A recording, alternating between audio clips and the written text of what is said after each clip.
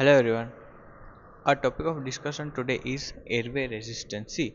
यहाँ पर हमारे पास एक फॉर्मूला है कि रेजिस्टेंट जो है वो फॉर्मूला दिया है किसने, हेंगन Poiseuille equation, and the formula is कि जो रेजिस्टेंस है वो इन्वर्सली प्रोपोर्शनल है रेडियस के। मतलब ये इफ टू ट्यूब्स है, जैसे कि इसका रेडियस या डायमीटर ज़्यादा है और इसका मान लो रेडियस कम है, तो जो रेजिस्टेंस है वो ऑब्वियसली, मतलब यहाँ से अगर रेडियस कम होगा तो फ्लो करने में डिफिकल्टीज होगी, जबकि रेडियस ज़्यादा होगा तो फ्लो जो है वो इजी रहेगा। इसीलिए जो रेजिस्टेंस है वो inversely proportional to fourth power of the radius है।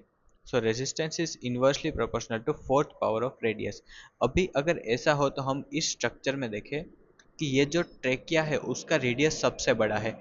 जब ये ट्रेकिया आगे जाकर डिवाइड होगा तो रेडियस कम होता जाएगा, राइट।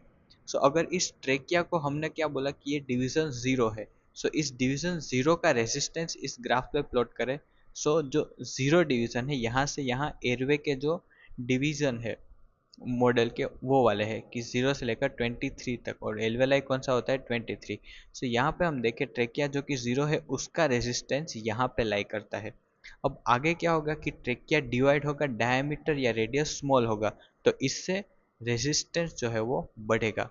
अभी यहाँ पर एक एक्सेप्शन है, सी हमें पता है कि ये जो डायमीटर या रेडियस है वो स्मॉल होते जाता है और एंड में बहुत स्मॉल हो जाता है, तो जो रेजिस्टेंस है वो ऑब्वियसली ये ऐसे इंक्रीज करना चाहिए, राइट, बट ये इंक्रीज नहीं करता, इस पॉइंट पे आकर डिक्रीज कर जाता है। क्यों?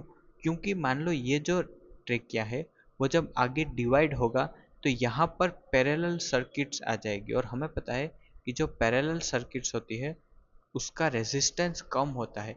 इसलिए इस पॉइंट से जो रेजिस्टेंस डिक्रीज हो रहा है वो डिक्रीज क्यों हो रहा है, क्योंकि आगे जाकर पैरेलल सर्किट्स में अरेंजमेंट है। इसीलिए अगर ये यहाँ पर जाके यहाँ डिक्रीज कर जाएगा तो एक ऐसा पॉइंट होगा जहाँ पर मैक्सिमम रेजिस्टेंस है, और वो ये वाला पॉइंट है, और ये लाई करता है 4 to 5 जो डिवीजन है वहाँ पर। So, इसको हम पढ़ेंगे। देखो कि जो एयरवेज है, स्मॉल एयरवेज जिनका डायमीटर कम है, अगर हम प्योर पोस्टुलिस इक्वेशन की से जाए तो जिसका डायमीटर कम है उसका रेजिस्टेंस ज़्यादा होना चाहिए, लेकिन यहाँ पर जो रेजिस्टेंस है वो उसका बहुत कम है, 10 to 20%, जबकि जो लार्जर है उनका ज़्यादा है, क्योंकि यहाँ पर आ जाएगी हमारे पास पैरेलल सर्किट। सो जो स्मॉल एयरवेज है वो रेजिस्टेंस में सिर्फ 10 to 20% कॉन्ट्रीब्यूट करते हैं, जबकि जो लार्जर एयरवेज है लेरिंग्स फेरिंग्स एंड मीडियम वो सब 40-40-80% कॉन्ट्रीब्यूट करते हैं। और मैक्सिमम रेजिस्टेंस मैंने कहा बताया, जो पीक था पॉइंट ग्राफ का ये वाला, ये कहाँ पर था, डिवीजन 4 और 5 पर, वीबल्स डिवीजन 4 और 5 पर, और वो कौन से है, lobar and segmental bronchi, right.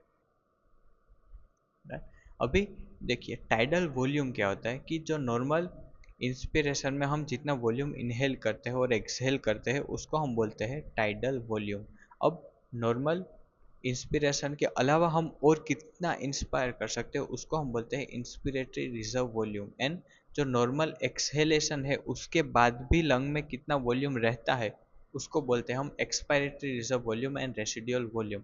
सो जो मिनिमम वॉल्यूम है जो लंग में रहेगा ही वो होता है रेसिडुअल वॉल्यूम। मतलब कितना भी फोर्सफुल एक्सप्रेशन करो इससे कम वॉल्यूम निकाल नहीं सकते। सो मिनिमम वॉल्यूम कितना होगा यहाँ पर रेसिडुअल वॉल्यूम, और मैक्सिमम वॉल्यूम कितना जाएगा प्रॉपर इनहेलेशन के बाद total lung capacity. So maximum volume है total lung capacity, minimum volume है रेसिडुअल वॉल्यूम। अब इसका हमने ग्राफ प्लॉट किया कि अगर लंग का वॉल्यूम मिनिमम होगा रेसिडुअल वॉल्यूम, तो जो रेजिस्टेंस है वो मैक्सिमम होगा, और जैसे जैसे वॉल्यूम लंग का बढ़ता जाएगा रेजिस्टेंस कम हो जाएगा। So resistance is inversely proportional to volume, और इसका ये ग्राफ आ गया। यहाँ पर वॉल्यूम है रेसिडुअल वॉल्यूम और टोटल लंग कैपेसिटी के बीच में, सो रेजिस्टेंस का ऐसा वाला कर्व आता है। लास्ट लास्ट टॉपिक है वेलोसिटी और एरिया के बीच में। देखो हमने गार्डन में वो जो पाइप देखी होगी, अगर उस पाइप का हम एरिया कम कर दे तो वेलोसिटी है वो बढ़ जाती है, या फिर वाटर जो वो ज़्यादा डिस्टेंस तक जाता है, उसका मतलब कि velocity is inversely proportional to area. तो सबसे पहले हम सिर्फ एरिया का ग्राफ पढ़ेंगे, ये वाला ग्राफ एरिया का है, उसके इन्वर्स कर देंगे हम वेलोसिटी का ग्राफ। तो देखो ये जो ट्रेकिया है उसका एरिया या फिर जो रेडियस है ज़्यादा है, इसलिए एरिया ज़्यादा है। और जब ये डिवाइड होगा तो एरिया कम होता जाएगा, राइट। सो हमने ट्रेकिया का जो एरिया है उसको यहाँ प्लॉट किया। अब आगे जब डिवीजन होगा तो एरिया कम होता जाएगा, यहाँ पर 3 पर ये वाला कम हो गया। अभी ये जो डिविजन है वो ज़्यादा होंगे तो एरिया कम होना चाहिए, राइट। बट ऐसा नहीं होता, हमें पता है यहाँ पर एंड में एल्वोलाई होते हैं, उसके पहले respiratory bronchioles, respiratory birds, alveolar birds होते हैं, जिसके जो एरिया है वो बहुत ही ज़्यादा होता है। इसीलिए इस पॉइंट से जो एरिया है वो इंक्रीज करेगा, राइट। क्योंकि हमें पता है ये एल्वोलाई का सरफेस एरिया बहुत ही ज़्यादा है, मोर कंपेयर टू ट्रेकिया से भी ज़्यादा, इसलिए जो एरिया है वो यहाँ पर शूट कर गया, राइट। सो मिनिमम एरिया कहाँ पर है, ये देखो, ये विबल्स डिवीजन में थर्ड जो डिवीजन है वहाँ पर मिनिमम एरिया है। इसलिए जहाँ पर मिनिमम एरिया होगा वहाँ पर मैक्सिमम वेलोसिटी होगी। सो इसके ऊपर देखिए मैक्सिमम वेलोसिटी कहाँ पे हो गई, थर्ड डिवीजन में। और वेलोसिटी का जो ग्राफ है सेम इसका उल्टा कर दीजिए कि यहाँ पर ट्रेकिया से जाकर थर्ड डिवीजन तक एरिया कम हो रहा है, राइट। इसीलिए वेलोसिटी बढ़ रही है। फिर एरिया बढ़ रहा है सो वेलोसिटी कम हो रही है, वो inversely proportional, right. So maximum velocity कहाँ पर है, मैक्सिमम वेलोसिटी है थर्ड डिवीजन पर, और जहाँ पर मैक्सिमम वेलोसिटी है वहाँ पर मिनिमम एरिया है। और मिनिमम वेलोसिटी है 23rd डिवीजन पे जहाँ पर मैक्सिमम एरिया है। सो राइट, वही यहाँ पर लिखा हुआ है मैक्सिमम एंड मिनिमम। अभी लास्ट पॉइंट कि turbulence of air flow is maximum में ट्रेकिया। यहाँ पे देखो इस पॉइंट पर ट्रेकिया पर जो एयर फ्लो का टर्बुलेंस होता है वो मैक्सिमम होता है, इसलिए हमें स्टेथोस्कोप से ट्रेकियल साउंड सुनाई देते हैं। बट एल्वोलाई जो होते हैं वो एकदम साइलेंट होते हैं, क्योंकि वहाँ पर वेलोसिटी इतनी कम है, टर्बुलेंस कम है, इसलिए हमें एल्वोलाई पर जो एयर के साउंड्स है वो सुनाई नहीं देते। बट स्टेथोस्कोप से हम ट्रेकियल एयर साउंड सुन सकते हैं, right. So this was about all C. ये जो फिजियोलॉजी की प्लेलिस्ट है उसमें 50 आवर्स का कंटेंट है, और इसको ये जो 50 आवर्स का कंटेंट है वो बेसिकली बनाया है नीट पीजी और नेक्स्ट के लिए। सो आपको ये फर्स्ट ईयर में प्रॉपरली ये पूरी प्लेलिस्ट देखनी है। ऐसा नहीं कि यूनिवर्सिटी में सिर्फ 5 आईएमपी क्वेश्चन है इस चैप्टर में से तो वह 5 लेक्चर्स देख लिए और बाकी सब छोड़ दिए, क्योंकि ये जो बेसिक है वो सारा का सारा आपको मेडिसिन पीडियाट्रिक्स में फाइनल ईयर में सारा एज इट इज़ यूज़ होगा।